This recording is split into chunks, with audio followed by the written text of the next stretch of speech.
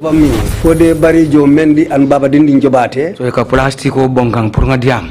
They lighted this plastic bag and were putting it on my body so that I can talk. When they put light to it and when it was burning, that oil or that liquid from the burning plastic will be stripping on me. So that's what they were doing.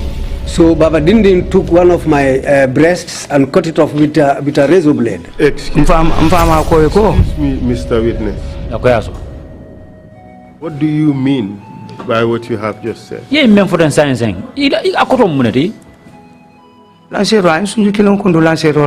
He just cut off my one breast with a razor blade because of wickedness.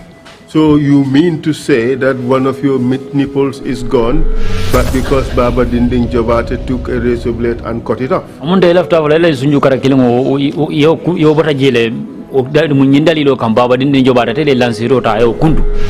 Yes. Mr. Witness, you are under oath. I have sworn and I will not tell lies against him. Are you willing, Mr. Witness, to show this to the commission? Yes, really, very well. Go ahead. In the meantime, Mr. Chairman, I have pictures, so I would share the pictures for the commissioners to have a better look. Could you show the commission? And let this be filmed, please. Mr. Witness, you don't mind it being filmed and showed to the public, do you? For television or no problem. No problem. Please go ahead. In the burning deserts of Libya, Balo Kanteh trained side by side with fighters from across Africa. Men from Liberia's NPFL, Sierra Leone's RUF, and others who answered Gaddafi's call for a united African army. They were taught the art of war, discipline, and ideology, told they were the future soldiers of Africa's liberation. But years later, that dream took a dark turn. Balo Kanteh was trapped and sent back to the Gambia, not as a hero of revolution, but as part of a plan to overthrow President Yahya Jammeh. What awaited him on his return would shock the entire nation. When Balo Kanteh crossed back into the Gambia, he thought he was coming home, a soldier returning to fulfill the promise of change. But the air was heavy with silence, and something felt wrong.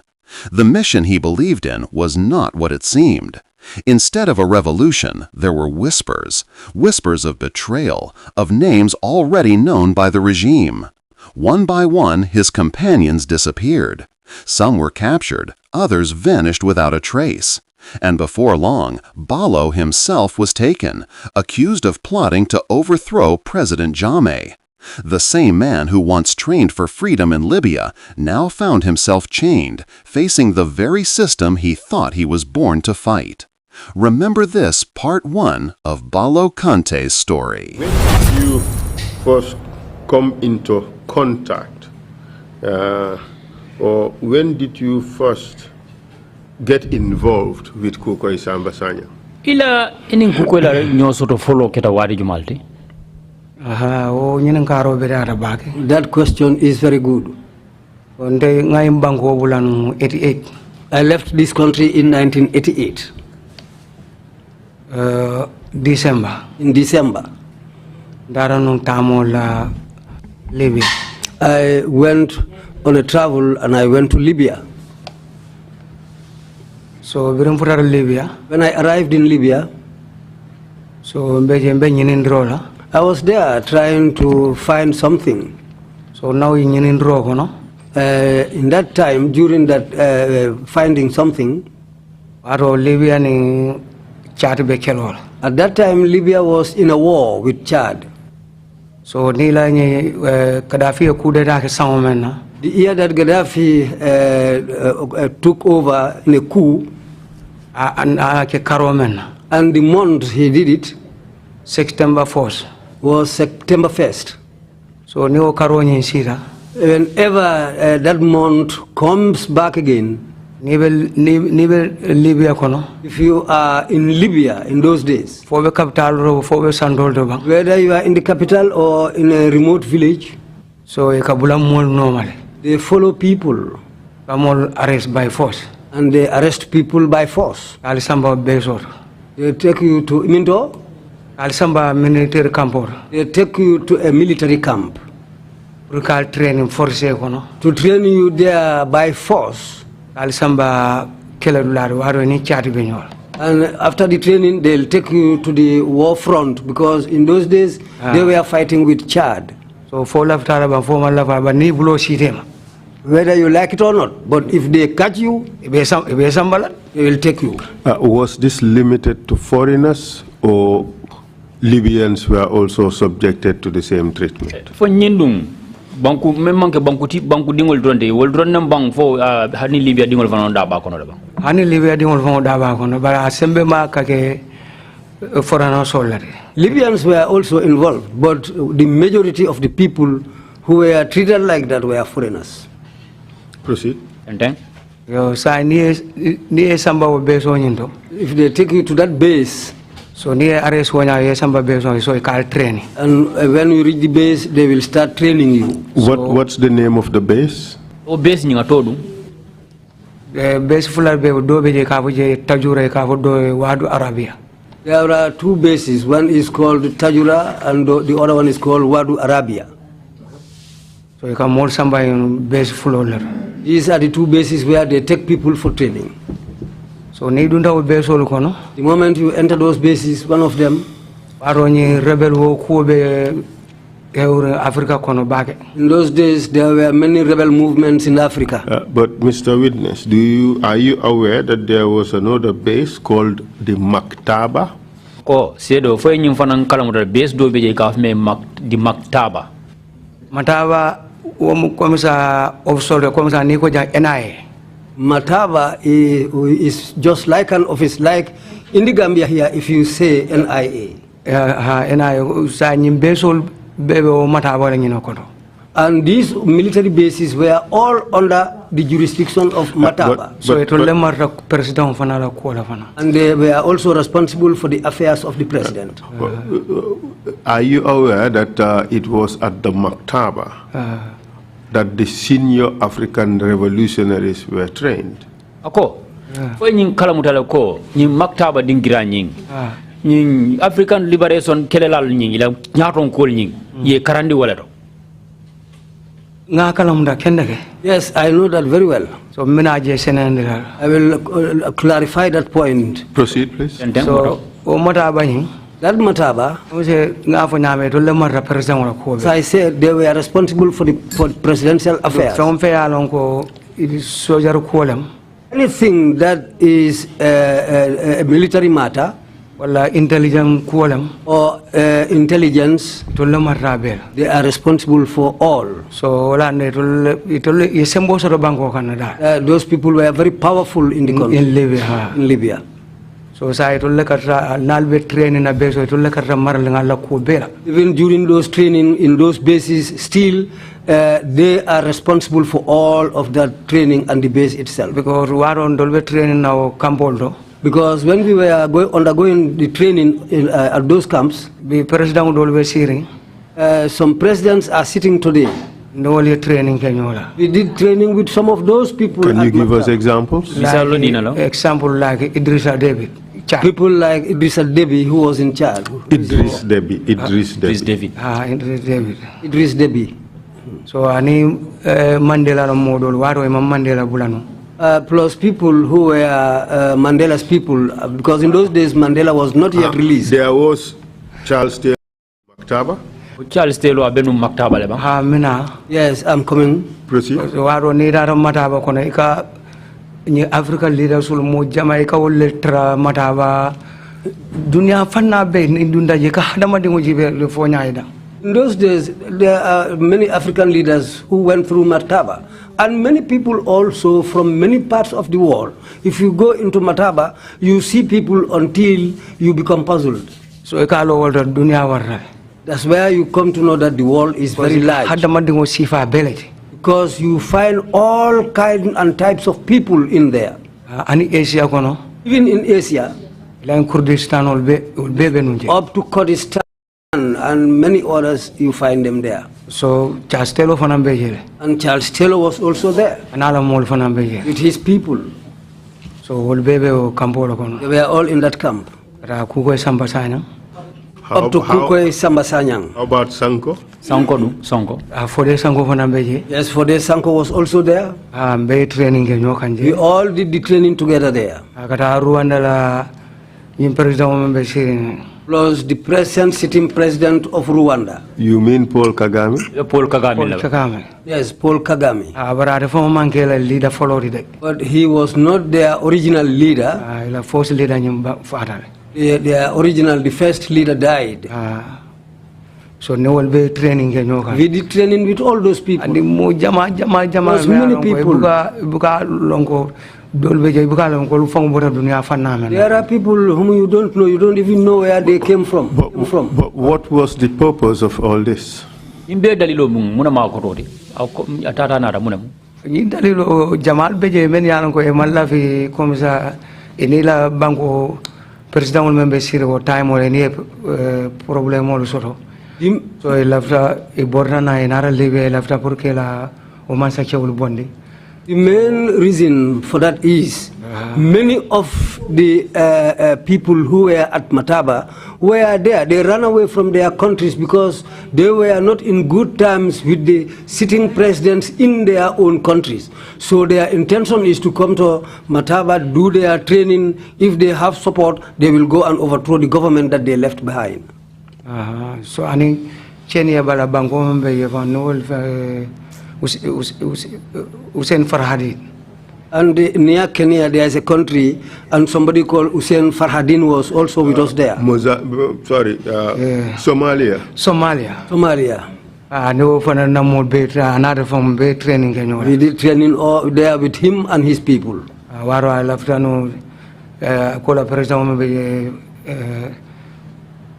I left He said their sitting president at that time, that's the person they wanted to remove. I go dictator he was a fuller man and he was a dictator. Dictator Siad Barry, yes. They wanted to topple him. Do you have an idea what was in this for Libya, for Gaddafi? Si fay londo so ñin to ba Gaddafi mun nafale baye ñin kuto. Gaddafi nafa men baye na jero rat lafta mena pra sembo so Africa kono don ala sembo so Africa kono because waro anin tubabol mambenda. What I observed in those days was Gaddafi, what he wanted in Africa was that to become one of the most powerful leaders in Africa, because in those days he was not in good terms with the Europeans. During his TRC testimony, Balo Kanteh recalled being trained in Libya under Muammar Gaddafi's Pan-African military project, the same program that hosted fighters from across Africa. Movements like Charles Taylor's NPFL from Liberia, Fode Sanko's RUF from Sierra Leone, and other revolutionary forces from many African countries shared the same camps. Gaddafi's vision was to forge a united African fighting force. But for many young recruits, it became a path that led them into wars and uprisings across the continent. Balo Kanteh was part of a secretive Pan-African military project, a vision Gaddafi called the Islamic Legion. Recruits came from every corner of the continent. From Liberia, fighters of Charles Taylor's NPFL. From Sierra Leone, men of Fode Sanko's RUF. From Chad, Somalia, Rwanda, the Gambia, and many other African countries, all drawn by Gaddafi's promise of unity and empowerment. To many, it was the call of Pan-Africanism.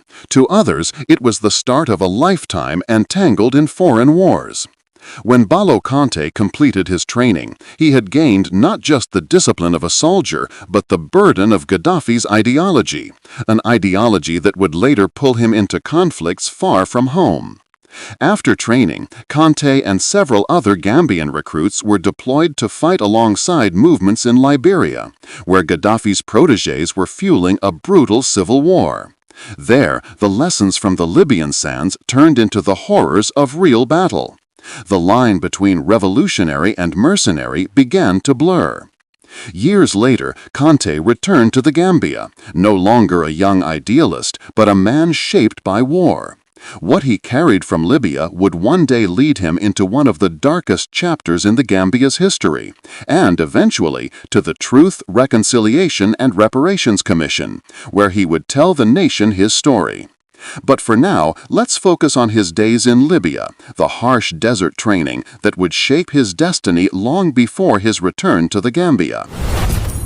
Okay, how did you find yourself in one of these camps, Tajura or Waju Arabia? How did you find yourself there? Saying it not an infant Taradino in Kafufulo, Tajura and Wajura. It's not an infant Tajura and Waju Arabia. What Arabia? It's not an infant in Kafufulo.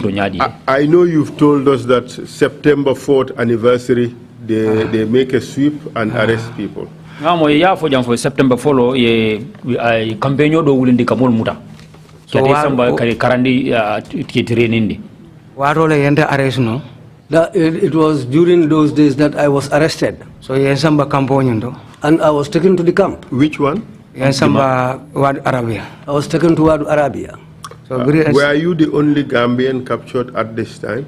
Oh, what all? It random Gambian dingo de Memuraba what all? And you I was not alone. We were many there. Give us names. Told in the Banis. Do to phone man ko ka fa falwalo jeyte bato badule badu nyinata badu sadon ba keba nyim banda waro fon keba dale. There was one person called Falalo Jaite from Badibu. Falalo Jaite, who came from Badibu. In fact, I forgot which village in Badibu. And in those days, in fact, he was very old, and now he is passed away now. And who else? And in Juma? And Kabiro Dembajang.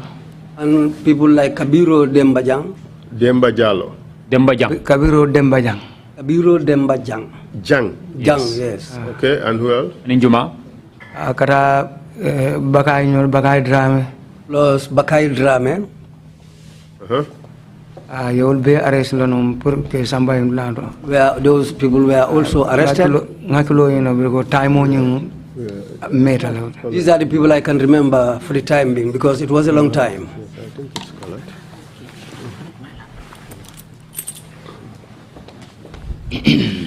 Were you only 5?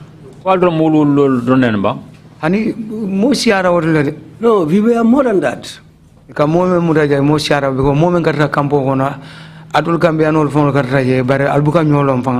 Ba dol ka karadola dole karadola somda yesu dol samba tajura dolbe wadu arabia so ini men karata nyola baake kawol dol long fang domande. We were many there, because in fact in one camp you will find some Gambians on this side and some Gambians on the other side, and in fact some were also arrested and taken to the other camp, Wadu Arabia. And for how long did you train in Libya? In training, but in Karangi, I want to get Delta, I bet train come. Bari ngaje ko sai akundura mantaf. After I realized that, well, there is no way to way. I cannot take myself out of that place. Because if I want to take myself out, today I would not have been here to talk to you people. Because in those days, these Arabs, as they call them in Mandinka Sula, to kill people, that is nothing to them. So, to safeguard my own life, I said, let me continue with this training. So training Then we went on the training for 6 months. We were trained as a soldier for 6 months. Intelligence officer in those 6 months also, I was also trained as an intelligence officer. So ngain belondo so ale mako ngain belondo so fana. So with the help of Allah, I was able to gather some experience during the training. Did you speak Arabic? Domande. Well, a little bit. In what language was the training carried out? Karandiro ni kake ning kanjumalla. Kake Arabu kangol. You do it with Arabic, in Arabic. Okay, proceed please. And then? What did you do when you finished training? Iye munake bring ning karang ning training ning botala. Bring training botala. After the training. So what training yung kono? During the training. So our Charles Taylor left Liberia. Charles Taylor was preparing to go to Liberia. So when he left and went, at that time we were in the camp. But by then he had already left with his people. So and he had already gone with some Gambians. Like who? Menkamunta Juma. Menkamunta ko General Jackson. People like General Jackson. What's his Gambian name? Gambian Todum. Jerakoli. Yes, Mustafa Macaroni. And Mustafa Macaroni. Mustafa Macaroni, what's his Gambian name? Gambian Todum. Mustafa Atom Mustafa Mustafa Akondong for Mustafa for Mustafa Jibara. Well, I cannot remember exactly his surname, but it might be Jiba. Who else? Aninjuma. Mustafa, did he also become a general? For Mustafa was not a general. Yes, later on. So I name Mustafa Jallo. And somebody also called Mustafa Jallo. But his real surname is not Jallo. His surname, real surname is Sanyang. He is from Ndemban. So kara Domingo. Somebody Domingo called or Domingo? Domingo. But we to soro nung very Kukoi Samba Sanyang kudeta la felte borde tara Guinea-Bissau. He got that name during the time when Kukoi wanted to coup the Jawara government. After its failure, they ran and went to Guinea-Bissau. So that's where he got that name. But his real name is Mamadou Cissé and he's from Nyomi. All right. So Charles Taylor has gone to Liberia. That must have been in '89. Charles Taylor together with Liberia. Gambians. As he came over 1989, and in Gambia doing. So bring the brother Liberia 89. When he went to Liberia in 1989. So 91. In 91. So Kukoi narandol bonanja in Samba. And that's the time when Kukoi came back for us and took us along. Why did you have to go with Kukoi? Mune asabu ini Kukoi taranyola. Well, what I ate sembo soro live and dolman cancel here because sembo baraba ni Gaddafi nyolo I sembo so do waron dolbe kambo don dem fambon no. In those days he was acquainted with Gaddafi and he was powerful. And in those days we were poor and well we had no means. We were just in the camp like that. Would your understanding of the situation be that you guys were trained elements to be used in Gambia and Kukoi was your leader? Ila faamure nyine dila ko atol yal tala yal karandi kake molti mi yalon ko be nafa lalla ya bondi Libya kal nati Gambia jang Kukoi taral ko makan ale purale na boy kan wala jang Kukoi taral ko.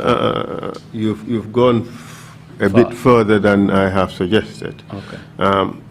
They were trained elements to be used later in the Gambia under the leadership of Kukoi Samba Sanyang. Ko yal karandile o karandro nyin ko la yenane binane munafannalla buru Gambia kama.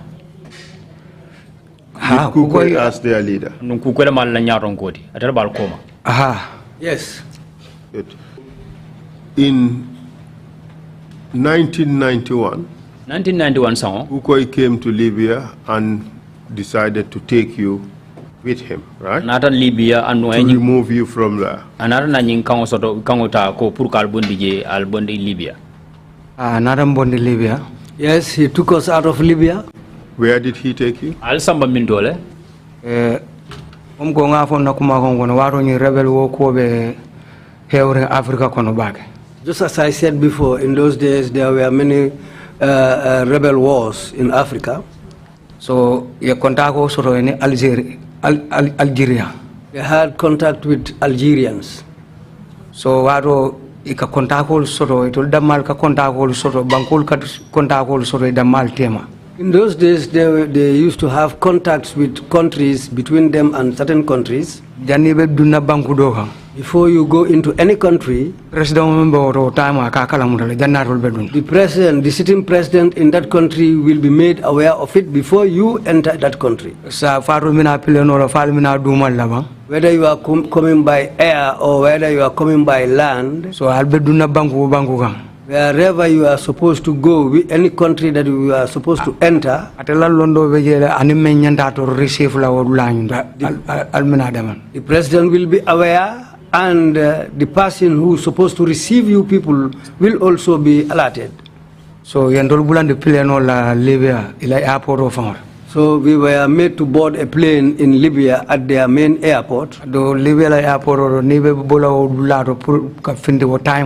In those days, if you are supposed to board a plane and leave Libya, and if you are an ordinary civilian, leave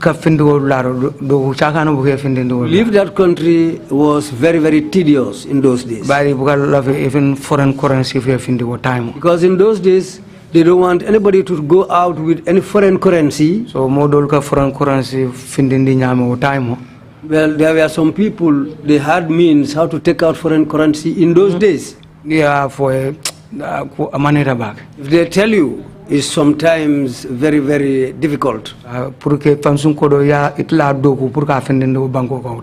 Something like your own money that you have sweated for, to take it out of that country in those days was not a joke. So, but when we were going out, it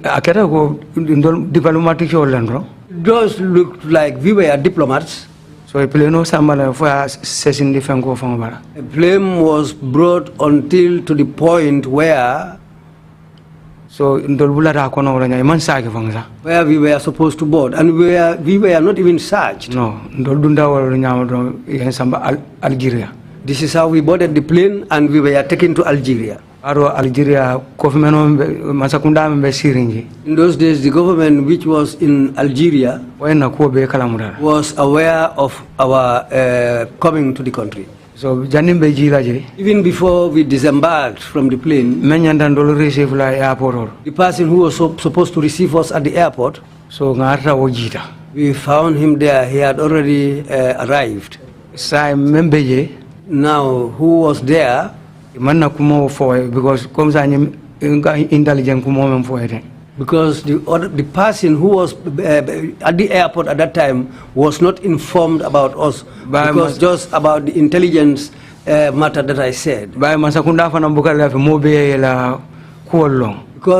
some governments do not like their affairs to be known by certain people. So when we disembarked, so we were taken into a hall, so and made to spend the night there, but we didn't even have dinner. How many of you? We were a little bit many. I was there.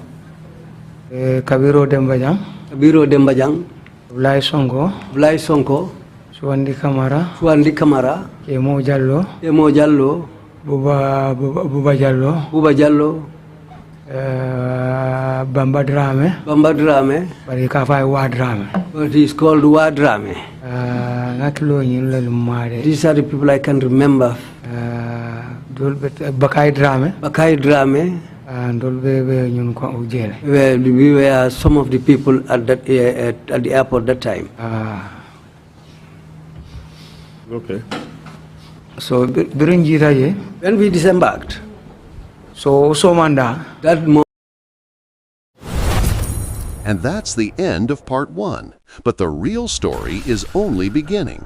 From the deserts of Libya to the battlefields of Liberia, and finally back to the Gambia, Balo Kanteh's journey is one of loyalty, betrayal, and survival. In part 2, you'll see how they entered the Gambia, seized the Farafenni Army Camp, and how Balo was finally captured. What happened next will shock you. Follow the story. Subscribe to our YouTube channel for full video. The link is in the comment section. Remember to share and join us for part 2.